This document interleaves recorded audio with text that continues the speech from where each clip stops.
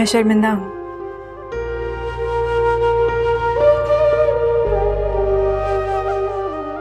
मुझे बच्चों को इस तरह डांटना नहीं चाहिए था। मुझे तुम्हारी सफाई की जरूरत नहीं है।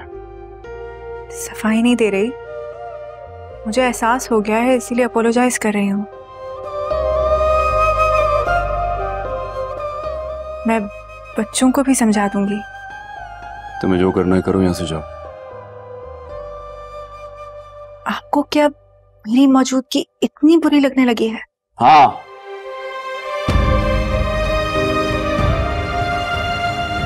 अगर मैं ये कहूं कि तुम्हारी मौजूदगी मुझे मेरा ज़ब्त खोने पर मजबूर करती है तो ये गलत नहीं होगा।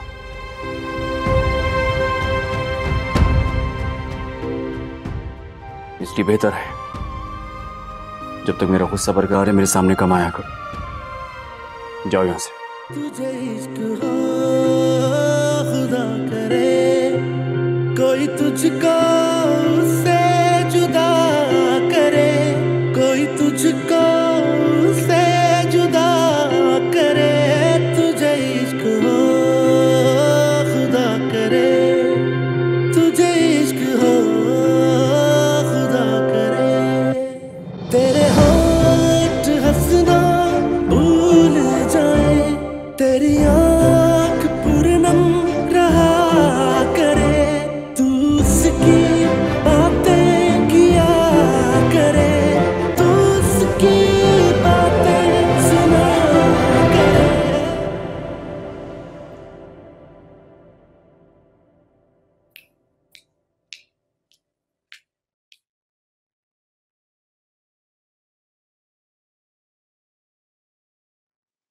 कल मैंने आप लोगों को ज्यादा डांट दिया ना, आई एम सॉरी। बड़े कान थोड़ी पकड़ते हैं जी, कान तो बच्चे पकड़ते हैं जब टीचर कहती है कान पकड़ो। लेकिन अगर कभी बड़ों से गलती हो जाती है तो बड़ों को भी कान पकड़ लेने चाहिए। सॉरी। आप सॉरी मत करें, गलती हम दोनों की है और हम बदतमीज है। उसने ही सबसे पहले एक खेल शुरू किया था और बेड पे जंप करना किसने स्टार्ट किया था? आपने बोला। अच्छा ठीक है ठीक है ठीक है, एक काम करेंगे, अब से हम तीनों मिल के खेलेंगे, ठीक है? ठीक है। मिसना, अरहम बाबा, नूडल्स तैयार हो गए, चलें आ जाएं। नूडल्स। ओके।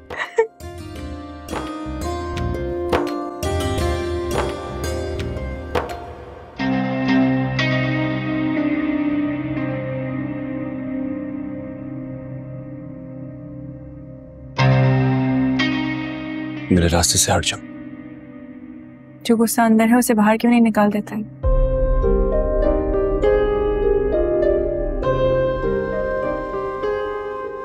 अगर आपको मुझसे नफरत हो गई है तो उस नफरत का खुलकर इजहार करें।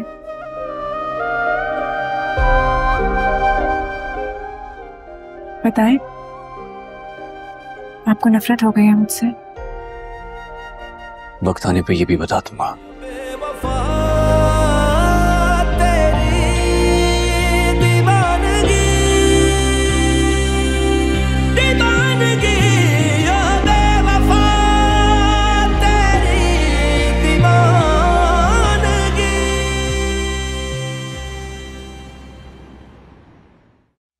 क्या पता था हमें कि हमारी बेटियों के ऐसे नसीब निकलेंगे। हमारा पाला सरफराज जैसे दरिंदे से पड़ेगा।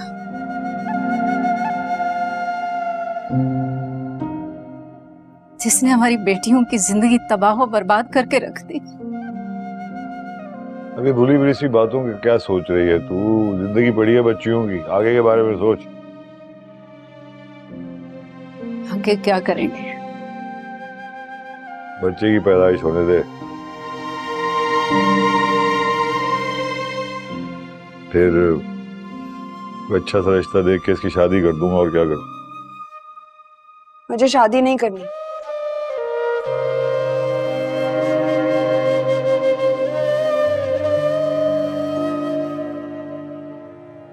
मैं अपने बच्चे के साथ जिंदगी गुजार लूंगी, लेकिन आप लोग अपने दिल से मेरी शादी का ख्याल अब निकाल दें।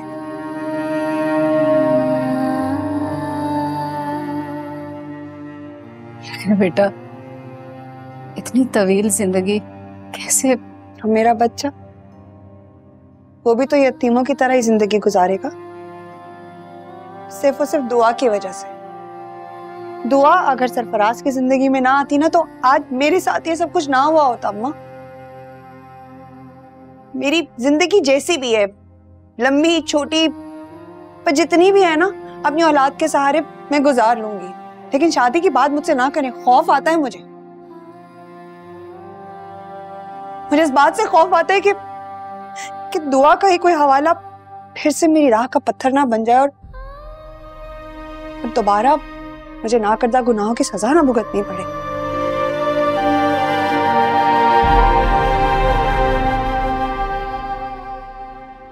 क्या गलती थी मेरी? क्या गुनाह किया था मैंने?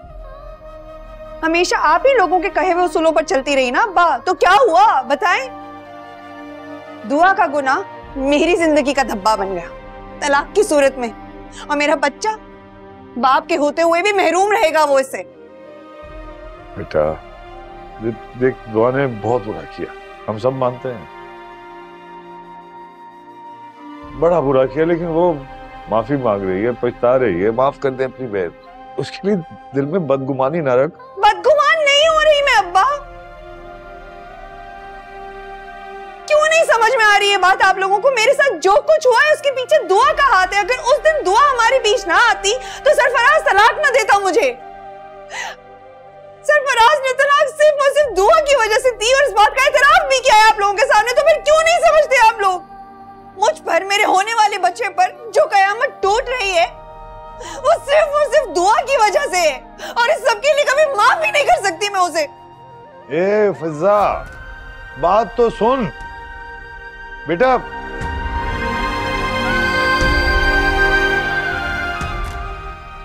या अल्लाह,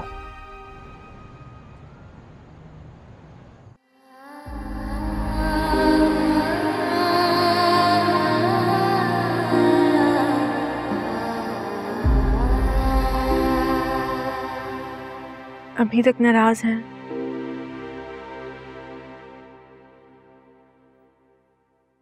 मैंने आपसे कहा है ना कि नींद आ रही है मुझे, सो जाओ।